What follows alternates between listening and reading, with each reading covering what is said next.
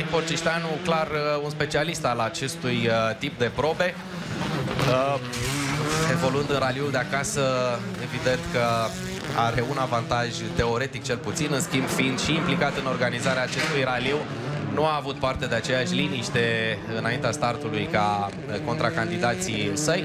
Oricum, după două probe, Vali Porcișteanu locul 2 la 9,4 secunde. Vali Porcișteanu vicecampionul național în sezonul 2018.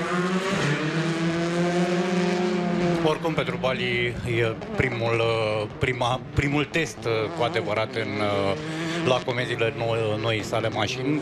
E adevărat, a făcut câteva sesiuni de teste, a participat și la o etapă de coastă pe care mulți dintre piloții frontași din campionatul național au folosit-o ca prilej de teste pe asfalt.